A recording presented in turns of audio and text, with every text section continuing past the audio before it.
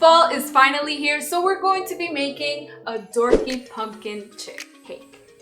Kind of like the one I made last year.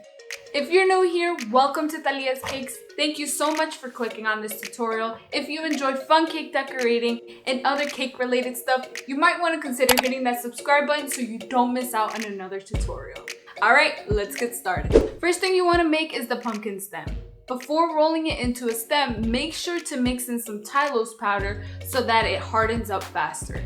So start by rolling it out like this, making sure that the top part is long and skinny so that you can curl it like this.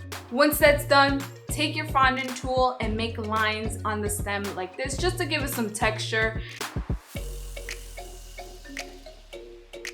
And yeah, I had to end up uncurling the curl because I forgot to add some of the lines, but that's okay, girl.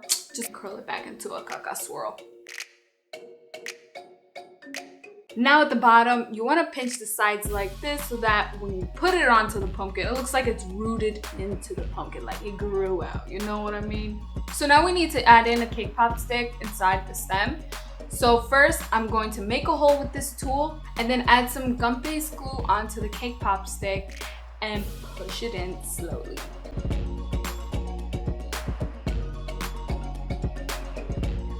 Now we can place the stem onto a piece of foam just so that it can sit and dry. Yes, I was devastated. Be careful, don't force it. Pobrecita. I tried everything in my power not to give up on her. It wasn't looking good for her. Until I thought of using some saran wrap to hold it up while it dried. Te gusta esa idea, right? Go ahead and set that off to the side to dry for about 3 days. Now we can go ahead and get started on making her little Coachella sunflower headband. Or daisy, I should say. My mother broke it to me. She was like, that don't even look like a sunflower, girl. That looks like a daisy. I was like, oh, I think you're right.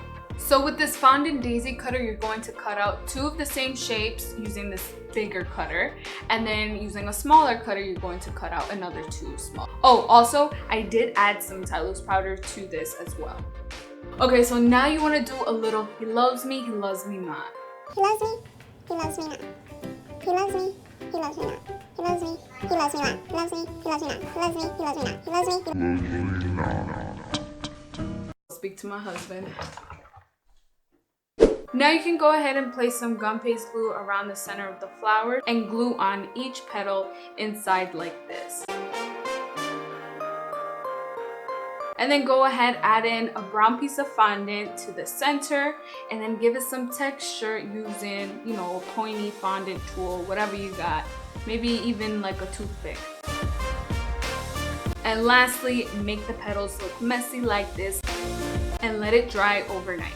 Alright, enough of that, let's move on to the cake. So I baked 2 cakes that were 5-inch circle pans and it comes in 2 halves, but when you put them together, it's like one big bola, you know what I'm saying? So I went ahead, leveled the 2 cakes and filled them with American buttercream. If you would like my recipe, I will be leaving it down below in the description box. Once that was set, I gave it a crumb coat and popped it into the refrigerator for 30 minutes to harden up and then applied a final layer of buttercream on top.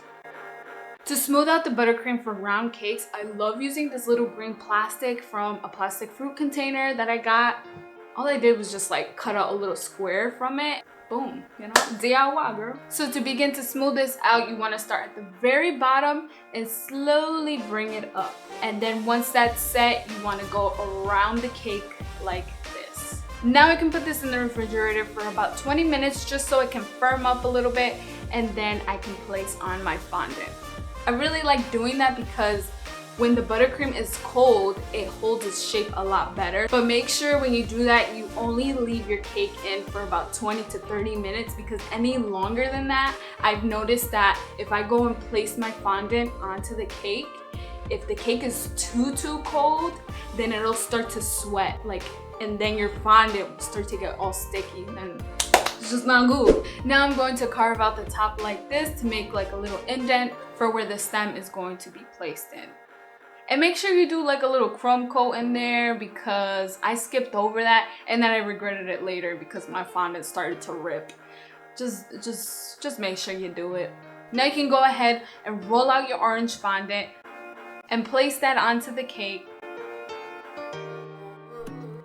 And in the center of the cake where you carved out the hole, make sure to like poke a hole through the top so you can release some of the air and then trim off the excess fondant.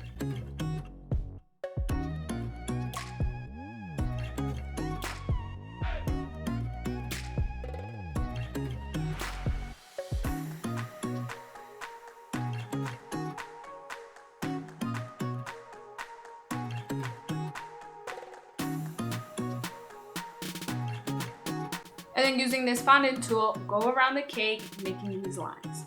I wish I knew the name of that fondant tool. Just so you know, all the cake tools that I use in this video is all linked below in the description box. It'll be under like cake supplies that I enjoy using. So if you click on that link, you can see all of the cake supplies that your girl uses, okay? And just to let you know, when you do purchase from those links, I get a little commission, a little percentage. So help your girl out, okay? No, but I would really appreciate it if you do purchase from those links. They're all from Amazon, so it's from a website that you can trust. Now we can place this pumpkin staff on top and add a little bit of the brown edible dust in between the little creases. It's just so it can bring it out more.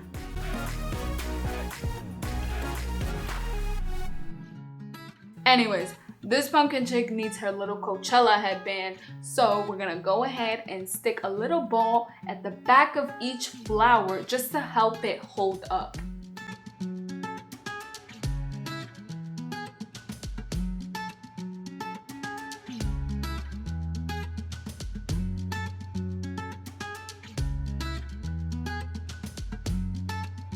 Hey chuletas, real quick, yes, by the way, I decided to call my subscribers chuletas. I forgot to let you guys know that, but yeah, that's your guys' name.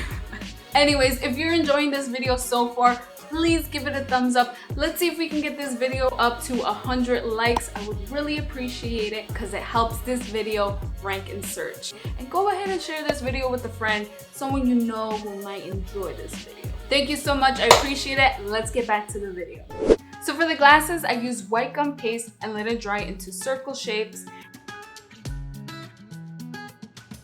And then I added the eyes, lashes, mouth, and with her little gap teeth. It reminds me when I used to have my gap back in the day.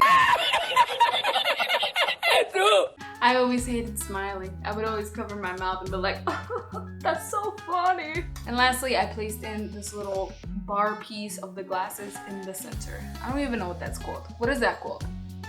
And of course, since she's a pumpkin and it's fall, she needs a bufanda.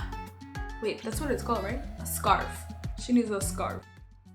To make the scarf texture, I used this clean piece of shelf liner and I rolled my fondant roller on top so it could just get that, texture. And then with my X-Acto knife, I made little strips like this. And just in case you're wondering, you can buy this shelf liner at the Dollar Tree. You could also add some water around the pumpkin before placing on the scarf, just so it could help, stick on. Abrigate, nena. Está cold outside. Well, not here in Cali. Pero qué belleza de pumpkin. I love her so much. My favorite thing about her are definitely her glasses and her little teeth. If you didn't get to see last year's basic pumpkin chick, go ahead and check that out in the description box. If this video was helpful to you in any kind of way, please give it a thumbs up. And for my new people, don't forget to hit the circle button right over here to subscribe to my channel. And if you're interested in seeing more fall themed cake tutorials, click over here on this side. And if you would like to see my video from last week, go ahead and click over here. Thank you so much for watching, chuletas. God bless. I really hope you guys like your name because I'm not going to change it.